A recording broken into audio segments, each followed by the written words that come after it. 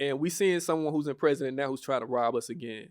When you talk about diversity, equity, and inclusion, let's really break it down. Mm-hmm. When you talk about diversity, all right, we don't want anybody who doesn't look like a white man in power. Yeah.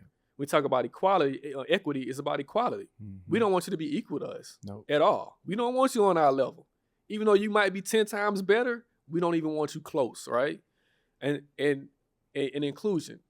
We don't want you to be included. We don't want you in our rooms. We don't want you in our neighborhoods. We don't want you in our schools. We don't want you in our companies. We don't want you around us at all. So that's what that means. And so he flipped it and made it a negative term. Now corporations are following suit. Now you got Target following suit. You got Walmart following suit. You got all these corporations following suit because there's one person and the people who following him believe that that's the way that America can go, but you're going to be on the wrong side of history. Because what Kendrick is telling you is that this America doesn't belong to one race. It don't belong to one class. It belongs to everybody, particularly black people, because we built this country. That house that you're sitting in, that White House, black people built that White House. So that's DEI, huh? Yeah, that's what I'm saying, right? So it's like, we have this whole thing, and for Kendrick to say 40 acres and a mule, it's bigger than the music. Yeah. And on the Super Bowl stage, you don't get that from no other artist. No other artist would be bold enough to look in the camera and say that. And then it go over people's head because nobody really talked about it. Like they didn't really understand what he was saying and how it all folded and how it all was entrenched in this storyline that he was putting out on the Super Bowl.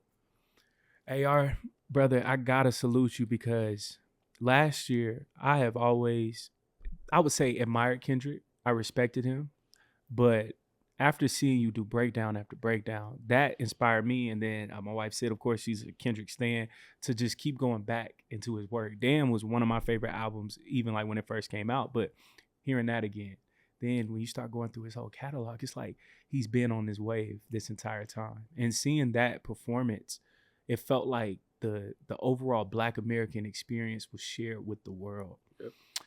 What do you think drives that for Kendrick? Because we see artists like what you say, a Wayne, he wouldn't give you that. Wayne has always been politically insensitive, not being aware. He's made dumb remarks with the Trayvon Martin things, Emmett Till, all that stuff. Drake, we already know with Drake. But with Kendrick, people used to always say, oh, rappers, they're bad. They don't talk about issues anymore. But Kendrick is talking about these issues. I felt Black America's experience in that. What do you think drives that for Kendrick, AR? Man, I just think that's who he is. I think that's how he was raised. I mean, being, his parents from Chicago. Right. And I'm sure that there's some connection to the South, Mississippi. Most people who lived in Chicago, they come from the South. Most of them come from Mississippi. Yep. So you kind of develop this consciousness I think just being around as a Southern Black America, as a Southern Black American, you kind of have a different perspective on a lot of things just being from the South, right? So I think his parents, being that they originally from Chicago and then moved to LA and Compton, they kind of have that in them. But to me, it's really just his boldness of being willing to like tell the truth, being willing to be like Pop and like, look, whatever, I don't care about the consequences of what I do. But then being intellectually prepared to present it in a way where it's not overt, but once you peel back the layers, it's telling the truth. Right. And so that takes a lot, right? That takes a lot because there's some people who can do one, but they can't do both. He's been able to do both and then garner mainstream success. Yeah. Because when Kendrick first dropped Section 80 years ago, people were just saying that he was probably just going to be like a backpack rapper, Wow. Like he was just going to be, a cool rapper, like in the same vein as I think who was out back then, like a Little Brother. Yeah. Like Little Brother, these were artists who the culture respected, but they never really garnered mainstream success. And so for Kendrick to have a socially conscious type style and still garner this type of mainstream success, I don't think we've ever seen this ever in hip hop. Like no conscious rapper has made it has become this big. Kendrick is a conscious rapper. No, he is. Now that you say that, he is. He is. I mean, if you think about it, he's like, I mean, if he would have came out a few years earlier, he would have been considered in the same vein as Common, Talib Kweli, and Mos Def. Yeah. Like he would have been in that type of vein. Now, he is a little bit more gangster because of that LA Compton, you know what I'm saying? Crips and Blood. LA conscious rapper. Element, you know what I'm saying? So he's still gonna have that street to him. Yeah. But overall, he's really a conscious rapper. He's really, like on that level. Yeah. So yeah, that's just. I just think that's just who he is as a person, and it is good that he's been able to kind of elevate to a mainstream level. For sure, man. After Kendrick, he performs all the radio, all the calm records, right, for white America, I guess you could say. Kendrick kept alluding throughout the entire performance, AR, he liked to sue. And then at first you start hearing tidbits of Not Like Us. And man, the whole time Sid, she was super excited. And I'm like, I don't think he's going to play it because he keeps saying, he likes to sue. Yeah.